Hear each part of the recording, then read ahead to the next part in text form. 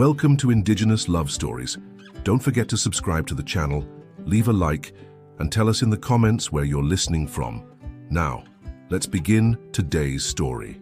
The morning mist clung to the red canyon walls like the breath of ancient spirits, reluctant to surrender the sacred valley to another day of uncertainty. Somewhere between the towering sandstone monuments and the whispered legends of his people, Ayana moved through the landscape with the fluid grace of one born to these harsh lands. His moccasined feet found purchase on stone that would have sent lesser men tumbling into the abyss below, each step a meditation between earth and sky. The warrior's copper skin bore the intricate markings of his tribe, not mere decoration, but a living map of victories earned through wisdom rather than warfare. His long black hair, braided with eagle feathers and small bones of sacred animals, caught the early light as he paused at the canyon's edge. Below him stretched a vista that had remained unchanged since the time of his grandfathers, yet something in the air spoke of transformation approaching like a distant storm. Ayana's dark eyes, deep as mountain pools, scanned the horizon with the practiced intensity of one who had learned to read danger in the flight patterns of birds and the nervous shifting of wild horses. His chest rose and fell with the rhythm of controlled breathing, a technique passed down through generations of warriors who understood that true strength came not from the fury of battle, but from the stillness that preceded decisive action. The leather pouch at his side contained more than mere provisions. Within its worn confines lay the accumulated wisdom of his people, small tokens and sacred herbs that connected him to a lineage stretching back to the first sunrise. His fingers unconsciously traced the outline of a small carved stone, smooth from countless touches, a talisman that had belonged to his father and his father before him. The weight of ancestral responsibility pressed upon his shoulders like an invisible mantle, heavy with expectation and purpose. As the sun climbed higher, painting the canyon walls in shades of amber and gold, Ayana's attention was drawn to movement in the valley below. A thin column of smoke rose from what appeared to be a hastily constructed camp, too organized to be the work of fellow tribesmen, too crude to belong to the military posts that dotted the frontier. His warrior's instincts, honed by years of protecting his people from encroaching dangers, immediately recognized the signs of trouble. The smoke carried with it more than the scent of burning wood. It bore the acrid tang of fear and desperation, emotions that seemed to pollute the very air around the camp. Ayana's jaw tightened as he observed the scene unfolding below, his trained eye cataloging details that would escape ordinary notice.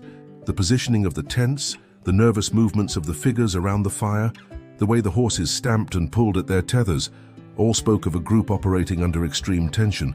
From his elevated position, Ayana could make out the forms of several armed men, their weapons glinting in the morning light like the fangs of predators. But it was the smaller figure near the center of the camp that drew his attention and held it with magnetic force. Even at this distance, he could sense vulnerability emanating from that lone form, a quality that called to something deep within his warrior's soul.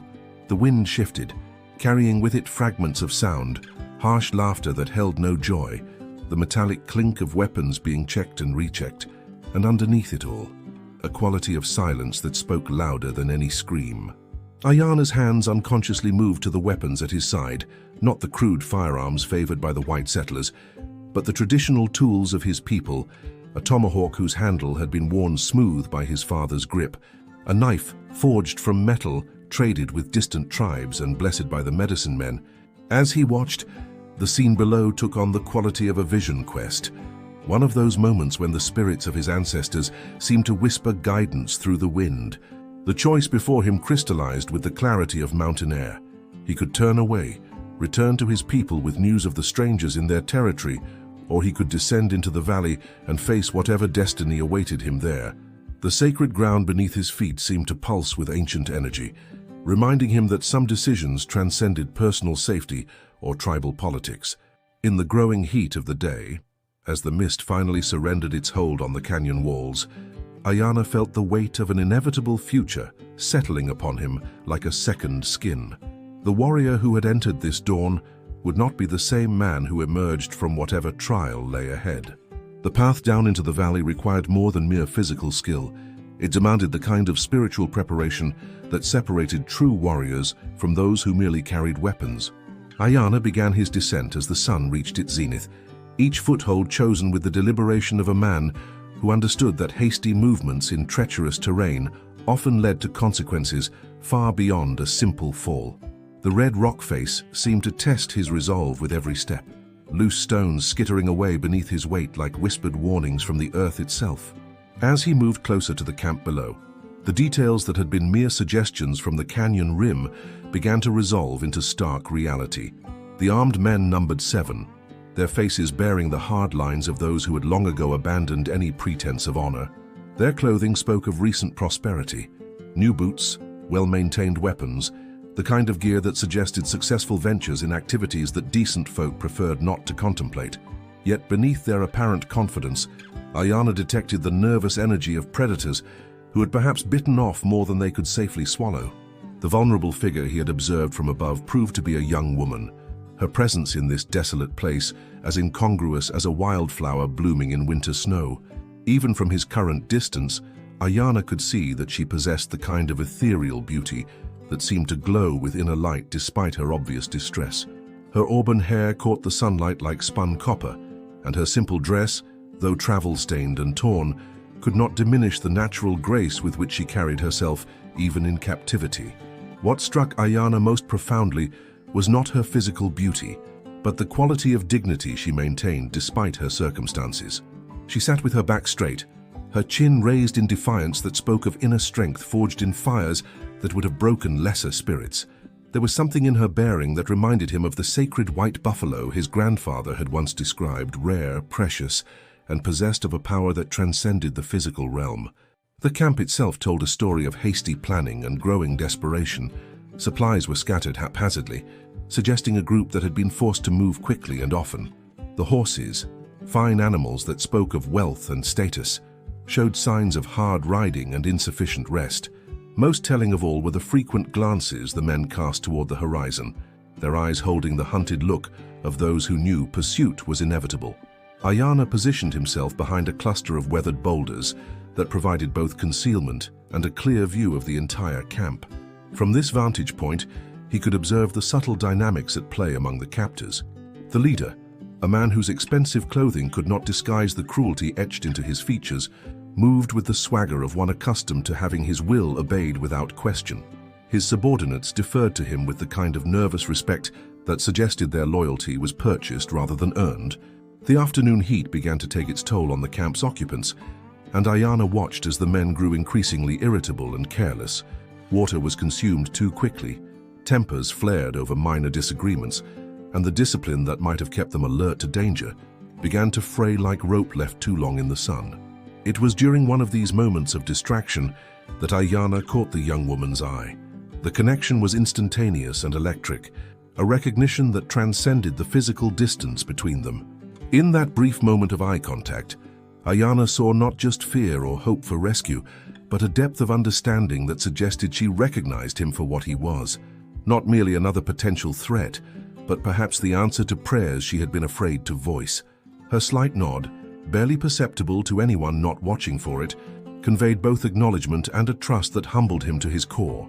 As the day wore on, Ayana began to piece together the larger picture of what had brought this unlikely group to his people's sacred valley. The woman's fine clothing, despite its current condition, spoke of wealth and social position. The men's nervous energy and frequent consultations of a worn piece of paper suggested they were operating under some kind of deadline or external pressure.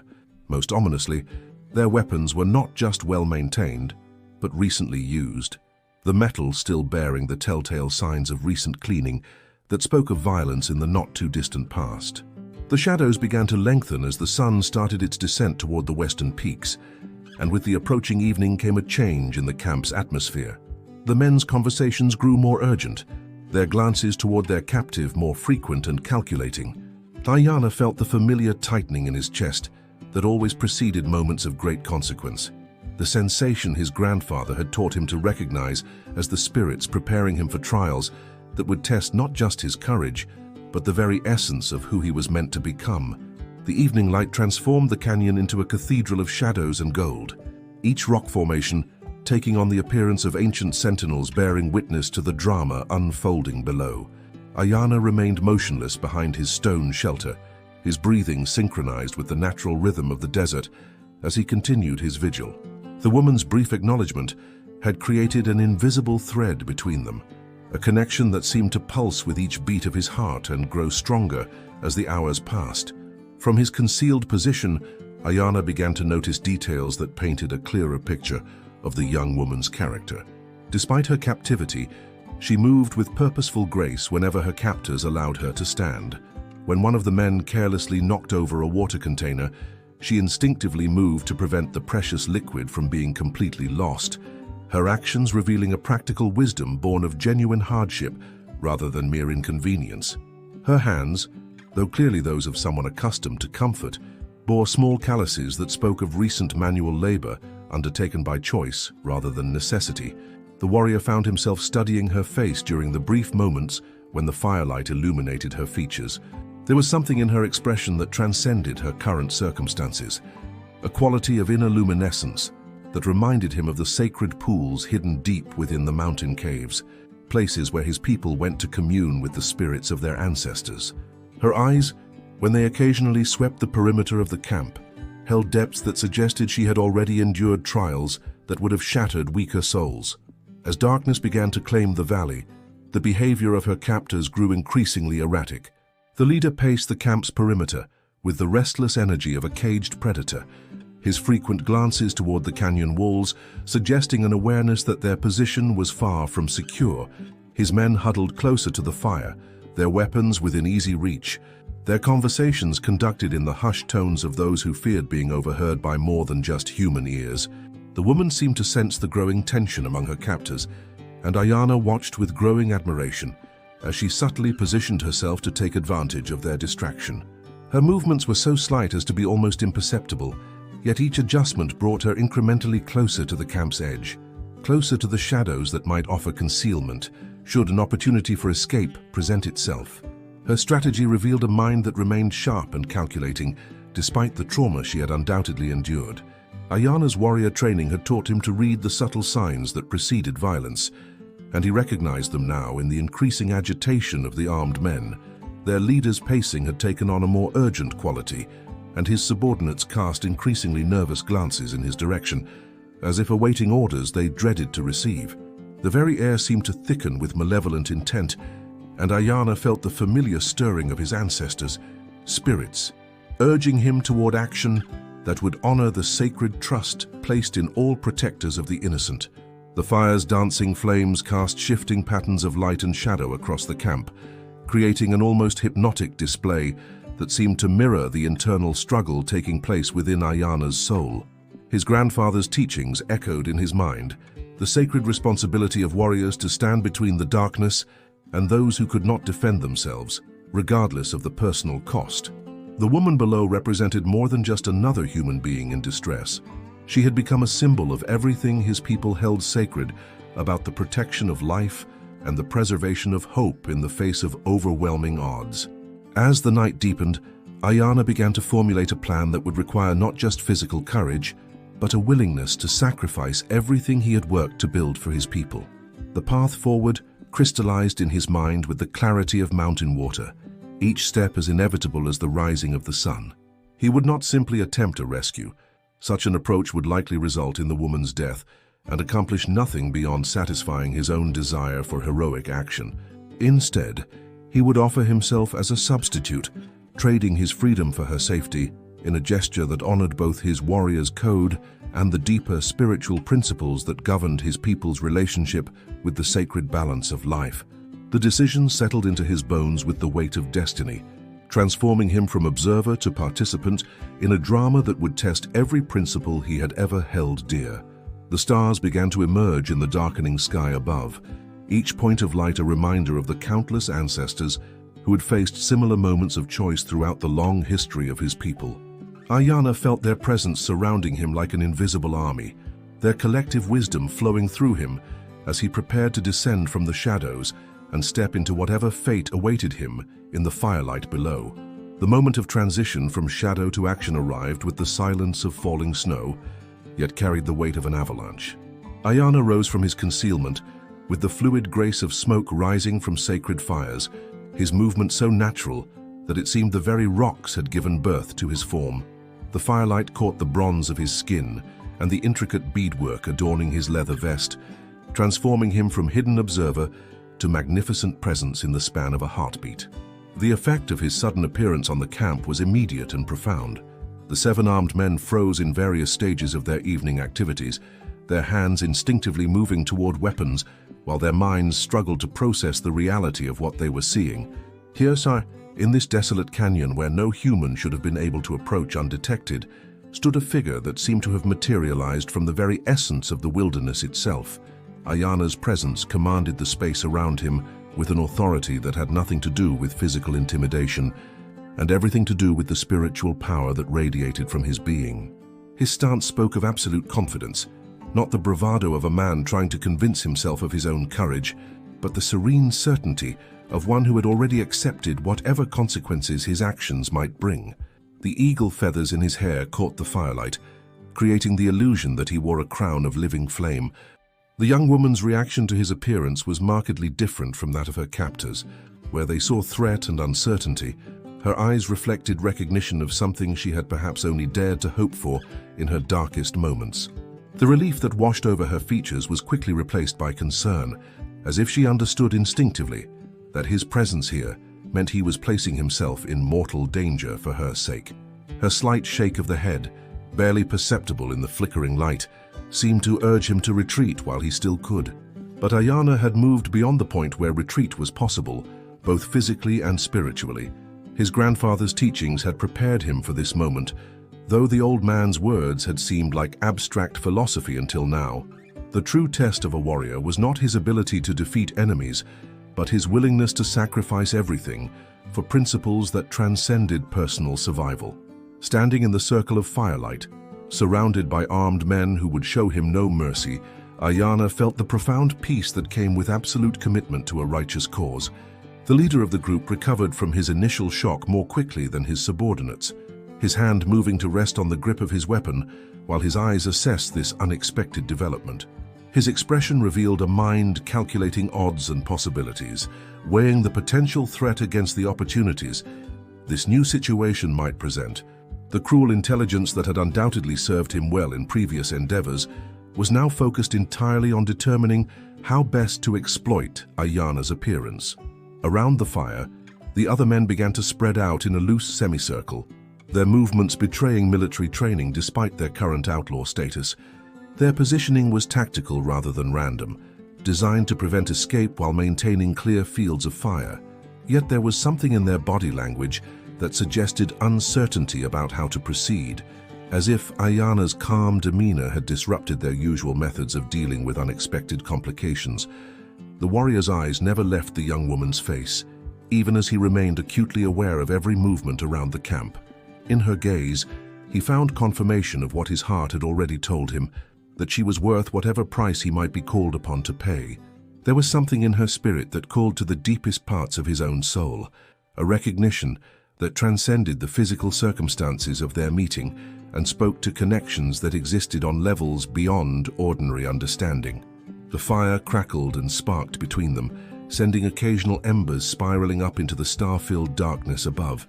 Each spark seemed to carry with it a fragment of the sacred energy that Ayana felt building within his chest, the power that his people believed flowed through all living things and connected every soul to the great web of existence. He drew upon that energy now, letting it fill him with the strength he would need for what was to come. The silence stretched between the opposing forces, like a bowstring drawn to its maximum tension, pregnant with possibilities that could explode into violence or transform into something entirely unexpected. Ayana felt the weight of his ancestors, expectations settling upon his shoulders like a ceremonial robe, reminding him that his actions in the next few moments would echo through the generations of his people yet to come. The young woman's safety had become more than a personal mission.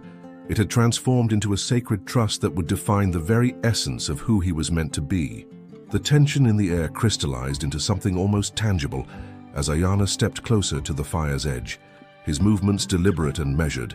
Each footfall seemed to resonate through the canyon floor like the beating of a great drum, announcing his intentions to both the earth below and the spirits above.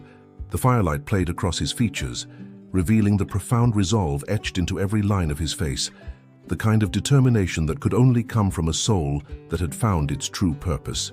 The leader of the armed group studied Ayana with the calculating gaze of a predator evaluating unexpected prey. His weathered features betrayed years of violence and moral compromise, yet something in the warrior's bearing seemed to give him pause.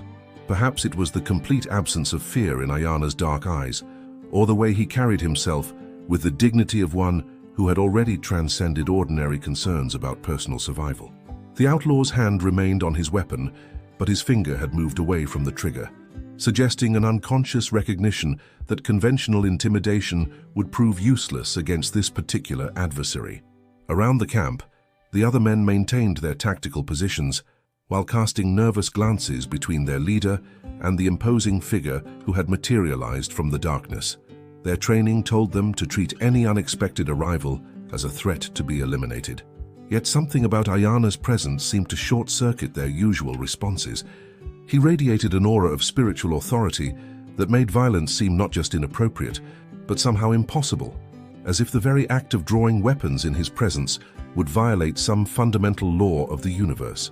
The young woman watched the unfolding scene with a mixture of hope and terror, her intelligent eyes darting between Ayana and her captors as she tried to anticipate how this confrontation might resolve itself. Her hands, clasped tightly in her lap, trembled slightly with the effort of maintaining her composure, yet her spine remained straight and her chin raised in defiance of the fear that threatened to overwhelm her. In the firelight, her beauty took on an almost ethereal quality, as if she were a vision conjured from the dreams of poets rather than a flesh-and-blood woman caught in a nightmare of human cruelty. Ayana's gaze swept the circle of armed men with the methodical precision of a warrior assessing a battlefield, cataloging strengths and weaknesses, noting the subtle tells that revealed each man's level of commitment to violence. What he saw confirmed his initial assessment. These were dangerous men, but they were also mercenaries rather than fanatics, motivated by profit rather than ideology.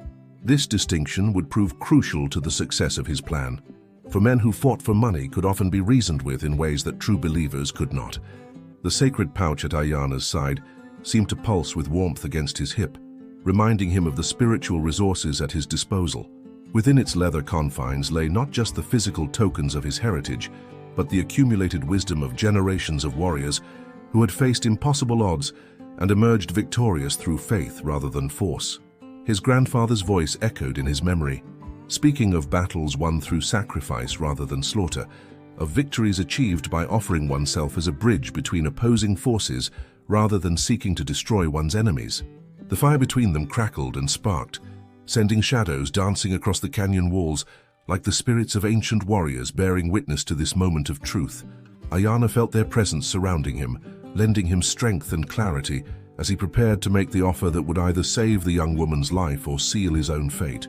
The weight of destiny pressed down upon his shoulders like a physical force, yet rather than crushing him, it seemed to lift him to a higher plane of existence where ordinary concerns about pain and death held no power over his actions. The leader's eyes narrowed as he studied Ayana's face, searching for signs of weakness or deception and finding neither.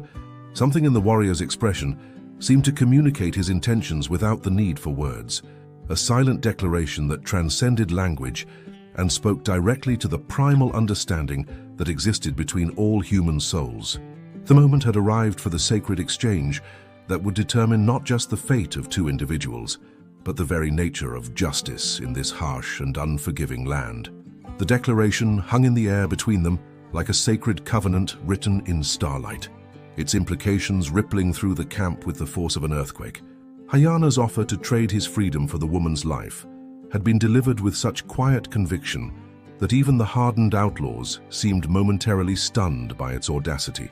The warrior stood motionless in the firelight, his arms spread slightly from his sides in a gesture of complete vulnerability, yet his bearing radiated such spiritual power that none of the armed men dared to move. The leader's face cycled through a series of expressions as he processed this unexpected development.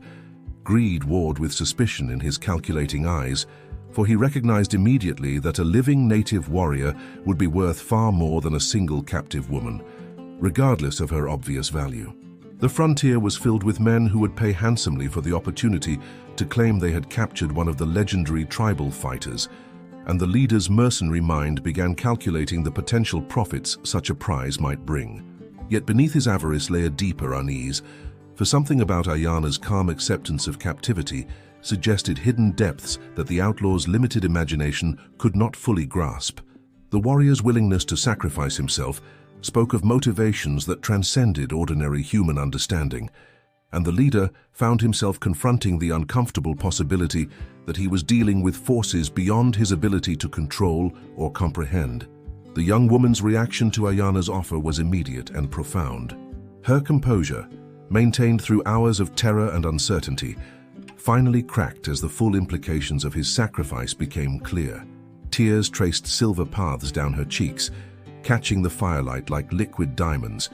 Yet even in her emotional distress, she maintained the dignity that had first caught Ayana's attention. Her eyes sought his across the space that separated them, conveying a depth of gratitude that no words could ever adequately express. Around the camp, the other outlaws shifted nervously as they awaited their leader's decision.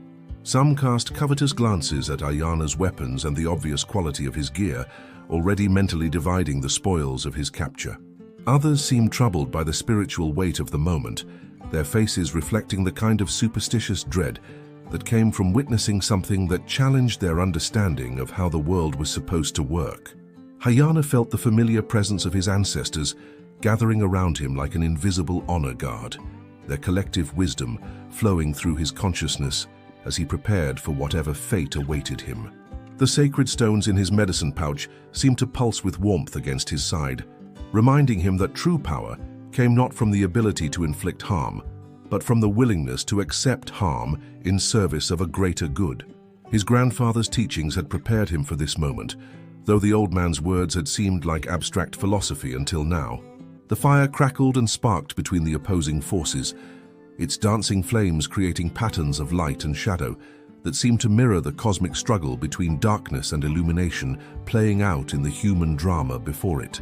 Each spark that rose into the star-filled sky carried with it a fragment of the sacred energy that Ayana felt building within his chest, the power that connected all living things in an unbreakable web of mutual responsibility and shared destiny. The leader's hand moved away from his weapon as he reached a decision that would reshape the trajectory of all their lives.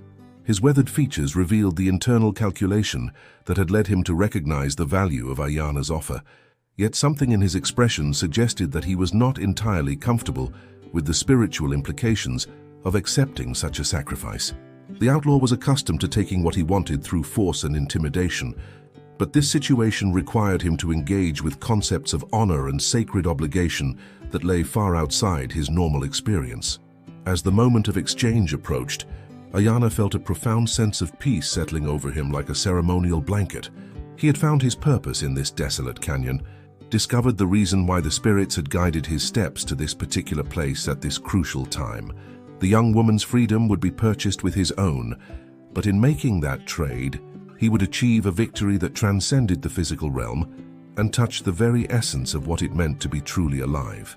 The exchange unfolded with the solemnity of a sacred ritual, each movement imbued with significance that transcended the crude circumstances of its setting.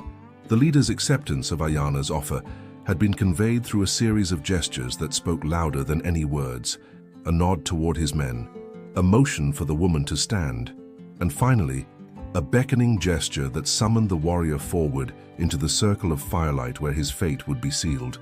Ayana moved with the measured pace of one participating in a ceremony that had been ordained by forces far greater than human will. Each step brought him closer to captivity, yet rather than diminishing his spiritual power, the approach seemed to amplify it, as if his willingness to sacrifice himself had opened channels to sources of strength that ordinary circumstances could never access. The eagle feathers in his hair caught the firelight with each movement, creating the illusion that he wore a crown of living flame as he walked toward his destiny. The young woman rose from her position near the fire with trembling legs, her body betraying the physical toll that hours of terror had exacted, even as her spirit soared with the realization that freedom was within reach. Her eyes never left Ayana's face as she took her first tentative steps toward the edge of the camp, each movement bringing her closer to safety while simultaneously increasing the distance between herself and the man who had chosen to take her place in captivity. The outlaws watched this exchange with a mixture of greed and unease, their mercenary minds focused on the potential profits that Ayana's capture might bring, while their deeper instincts warned them that they were witnessing something that challenged the natural order of their violent world.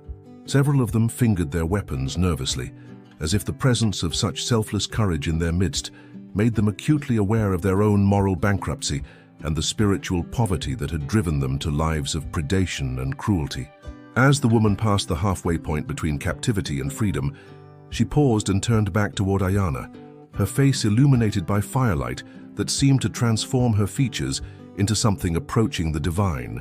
In that moment, she embodied every principle that the warrior's people held sacred: the preciousness of innocent life, the power of hope to triumph over despair, and the eternal truth that love could manifest itself in forms that transcended romantic attachment and touched the very essence of what it meant to be human. Ayana felt the weight of iron shackles as they closed around his wrists, the cold metal a stark contrast to the warmth that continued to flow through his spirit. The physical restraints could bind his body, but they had no power over the part of him that truly mattered, the soul that had been forged in the sacred fires of his ancestors, wisdom, and tempered by a lifetime of preparation for exactly this kind of moment. His grandfather's voice echoed in his memory, speaking of victories that could only be achieved through surrender, of strength that revealed itself most clearly in moments of apparent defeat. The transformation that had begun with his decision to sacrifice himself now reached its completion as he watched the young woman take her final steps toward freedom. Her liberation had become his own in ways that his captors could never understand, for in choosing to trade his physical freedom for her safety, he had discovered a form of spiritual liberty that no chains could ever constrain. The warrior who had descended into the valley that morning had been reborn in the firelight as something greater, a living embodiment of the sacred principles that gave meaning to existence itself. The woman reached the edge of the firelight and paused once more, her silhouette framed against the star-filled darkness beyond. In that moment, she seemed to understand that simple gratitude was insufficient to honor the magnitude of Ayana's sacrifice, that some gifts were so profound they could only be received with the kind of reverent silence that acknowledged their sacred nature. Her final glance back toward the warrior carried with it a promise that his sacrifice would not be forgotten, that somewhere in the world beyond this desolate canyon, his act of selfless love would continue to generate ripples of hope and inspiration. As she disappeared into the protective embrace of the night, Ayana felt a profound sense of completion wash over him, like warm rain after a long drought. The physical ordeal that awaited him held no terror, for he had already achieved the only victory that truly mattered. In the dancing flames of the campfire, he saw reflected the eternal truth that his grandfather had tried to teach him, that the greatest warriors were not those who conquered their enemies, but those who conquered themselves in service of something infinitely more valuable than personal survival. Dawn arrived in the canyon like a benediction, painting the red stone walls with shades of gold and amber that seemed to celebrate the triumph of light over darkness. The campfire had burned down to glowing embers during the night, its dying flames casting gentle shadows that danced across Ayana's peaceful features as he sat in meditation despite the iron restraints that bound his wrists. The warrior had spent the hours of darkness in communion with his ancestors, drawing strength from their eternal presence and finding in their whispered wisdom the confirmation that his sacrifice had been both necessary and sacred. The outlaws stirred restlessly around their diminished fire, their sleep having been troubled by dreams they could not quite remember, but which left them with a lingering sense of unease. The leader found himself casting frequent glances toward his captive, disturbed by the serene acceptance that radiated from the warrior's being, like heat from sun-warmed stone. He had expected defiance, rage, or at least the kind of sullen resignation that characterized most prisoners, but Ayana's tranquil demeanor suggested a man who had found victory in the very act of surrender. As the morning light strengthened, it revealed the profound transformation that had taken place during the night hours. The canyon itself seemed different, as if the sacred exchange that had occurred within its walls had somehow purified the very air and stone. The harsh landscape that had appeared so desolate and threatening in the previous day's heat now glowed with an inner beauty that spoke of ancient wisdom and eternal truths waiting to be discovered by those with eyes to see. Somewhere beyond the canyon's rim, the young woman moved through the wilderness with steps that grew stronger, with each mile that separated her from her former captors. The freedom that Ayana had purchased for her with his own liberty flowed through her veins like liquid starlight, transforming her from victim to survivor to something approaching the divine. Her journey towards safety had become a pilgrimage of sorts, each footfall a prayer of gratitude for the warrior whose sacrifice had given her back not just her life, but her faith in the fundamental goodness that existed at the heart of human nature. The sun climbed higher, burning away the last traces of morning mist and revealing the full majesty of the landscape that had served as the stage for this drama of sacrifice and redemption. Eagles circled overhead, their cries echoing off the canyon walls like the voices of spirits bearing witness to the sacred transaction that had taken place below. In their flight patterns, Ayana read the ancient language of his people, messages of approval and blessing that confirmed his actions had been guided by wisdom far greater than his own. The outlaws began to break camp with the nervous efficiency of men eager to distance themselves from a place that had become somehow uncomfortable for their presence. Their leader barked orders with less authority than usual, as if Ayana's quiet dignity had somehow diminished his own sense of power and control. The other men avoided looking directly at their captive, instinctively recognizing that they were in the presence of something that challenged every assumption they had made about strength, courage, and the nature of true victory. As they prepared to depart the canyon, Ayana felt the spirits of his ancestors gathering around him one final time, their collective presence forming an invisible honor guard that would accompany him wherever his captors might take him. The sacred stones in his medicine pouch pulsed with warmth against his side, reminding him that the power they contained could never be stolen or destroyed, only shared with those worthy of receiving it. His grandfather's teachings had prepared him for this moment of apparent defeat that was actually the greatest triumph of his life. The procession that wound its way out of the canyon bore little resemblance to the desperate band of outlaws that had entered it the previous day. The presence of their noble captive had somehow transformed them all, forcing them to confront aspects of themselves they had long sought to avoid. In Ayana's willing sacrifice, they had witnessed a demonstration of courage that made their own violent bravado seem petty and meaningless by comparison. As the canyon walls fell away behind them, Ayana turned for one last look at the sacred ground where he had discovered his true purpose. The red stone monuments stood eternal and unchanging, but they now held within their ancient memory the story of a warrior who had found victory in surrender, strength in sacrifice, and freedom in the willing acceptance of captivity. The echo of his choice would resonate through these walls for generations to come, inspiring future travelers with the knowledge that love could triumph over hatred, hope over despair, and light over darkness. The young woman's freedom had been purchased with his own, but in making that trade, Ayana had achieved something far more valuable than personal liberty.